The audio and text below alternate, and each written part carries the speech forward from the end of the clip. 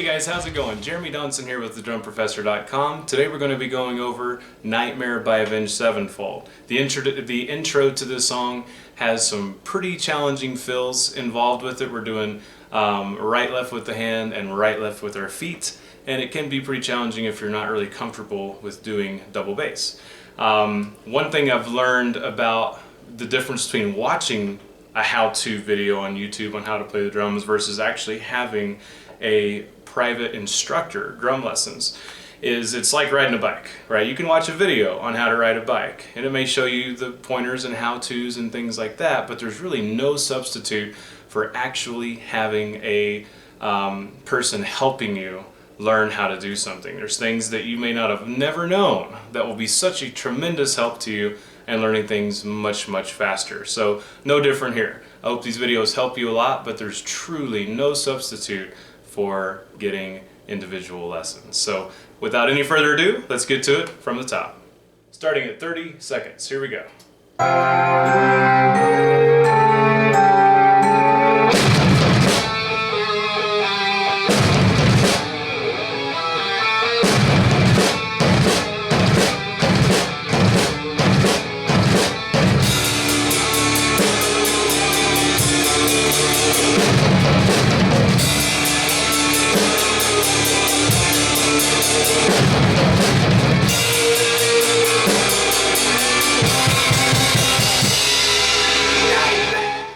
Okay, so when we start at 30 seconds, here's where we come in at. 1, 2, 3, 4. Okay, so 1, 2, 3, 4, come in. Okay, so once we come in, here's what we're doing. We're basically doing right-left with our hands and then right-left with our feet. So our feet are echoing our hands. So we're going... Okay? And we'll go over in just a minute some strategies on how to even that out better and ways to do what's called a prep stroke to help with that. So, but the first step you do is snare, high tom, right foot, left foot. Once you do that, you're going to do floor tom, mid tom, and then bass bass. Then you do floor tom, mid tom, bass bass again. And then after you do the second one there, you do bass, bass, snare, and stop. So putting it all together.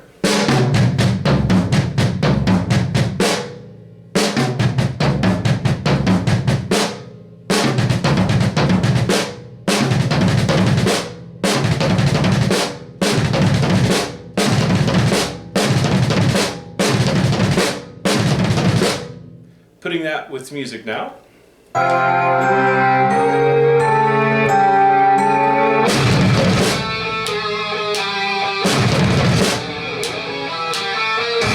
Okay, so we come in and then we go rest, rest, digga-da-digga-da-digga-da-da, rest, rest. Then we do it a third time and then it switches. Okay, so let's do it 3 times and then we'll go over that switch.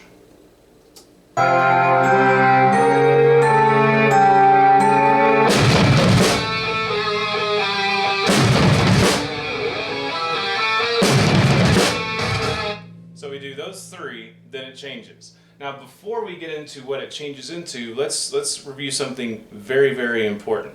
It's not just something you wake up and do naturally to do snares and basses or right-left and basses right-left comfortably and smooth without it being choppy. Chances are it's going to sound something like this.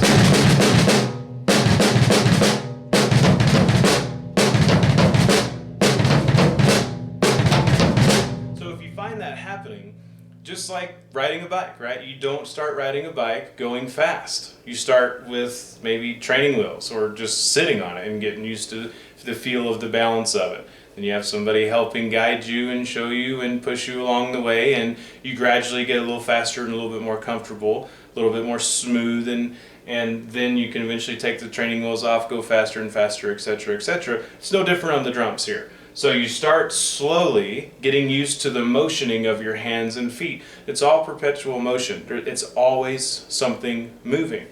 So as your hands go up and come down, your feet are also going up and coming down. So it's like a wave between your hands and feet in order to get a nice, smooth, even hands and feet combination. Okay, so in short, when your right hand comes down, your left hand is following it, right? So your right goes up, right goes down, left goes down. Now normally you just do that without thinking about it. Right? But when you add your feet in the mix, it helps to consciously be aware of that's what's going on, or that's what should be going on. So whenever you do your hands, my right foot comes up as my left hand goes down. So as my left hand goes down, my right foot is coming up. It's getting ready to kick. And then as my right foot's coming down, my left foot is coming up. By the time my right foot has kicked the bass drum, my left foot is prepared to kick it. All I have to do is kick down. So in short, your hands and feet are just doing this all the way through the entire piece, right? So doing that slowly, practicing it.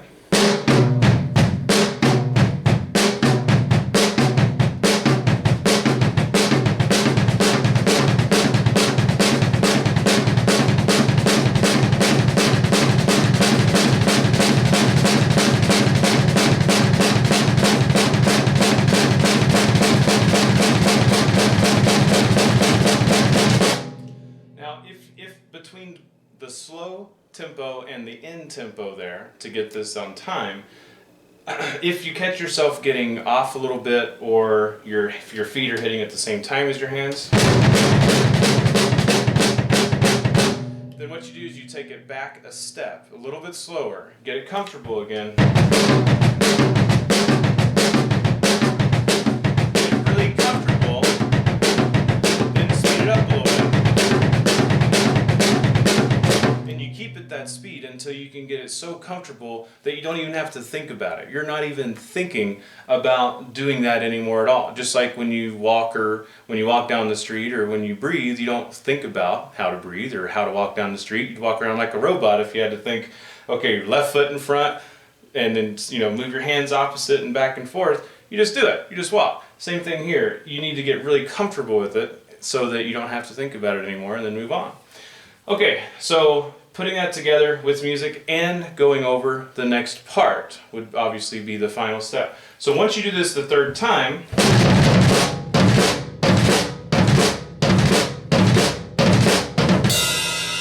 we're going to go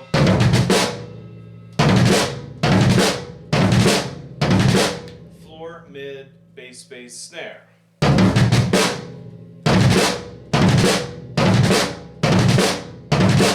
Putting that together and counting how many times we do that.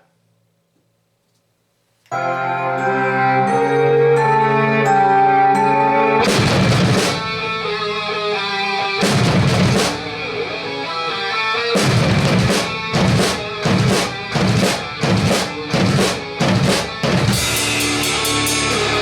on the 7th time is when you go into the ride section.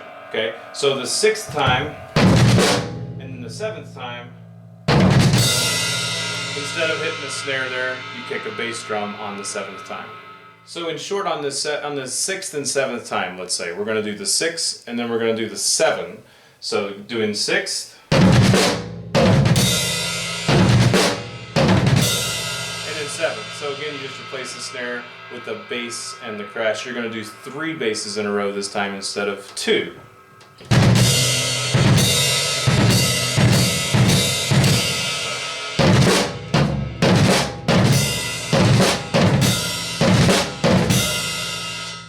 Then we switch to the ride section. So once we do 6 and 7,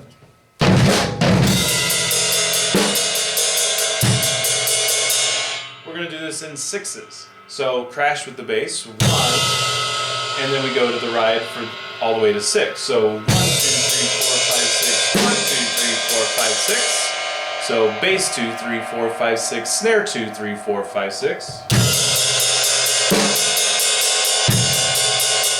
So once we do bass 2, 3, 4, 5, 6, snare 2, 3, 4, 5, 6, bass 2, 3, 4, 5, 6, then we do the same fill we did at the very beginning. The only difference is, instead of going the snare, we end on the bass with the crash again. So we're doing the 3 basses again like we did earlier. So we're doing this.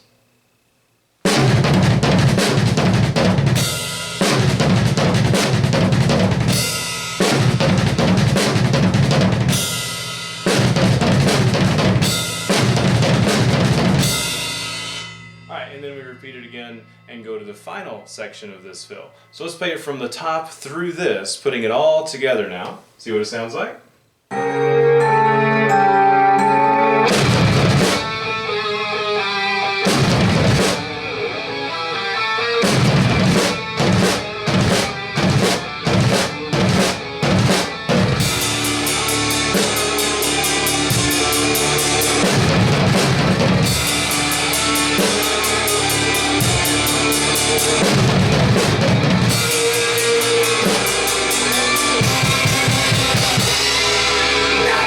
So putting it all together from the beginning fill all the way through to the end crashing, which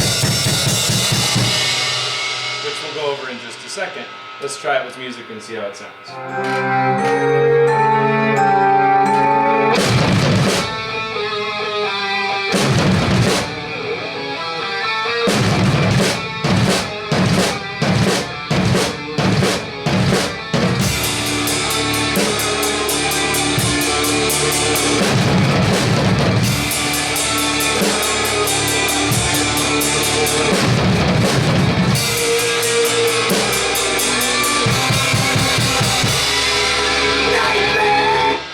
So on the end of that, we do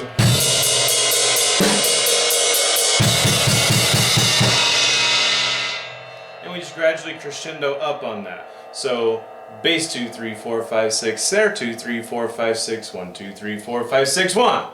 1, 2, 3, 4, 5, 6, 1.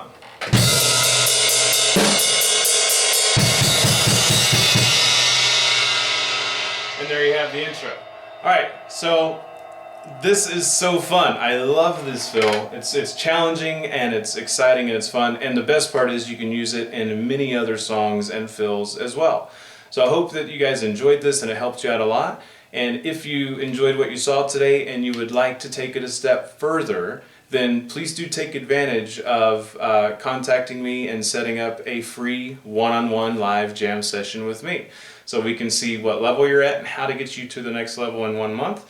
And if you need extra help on this, I'd be more than happy to give you a hand. So hope you enjoyed it. Take care. Have an awesome day.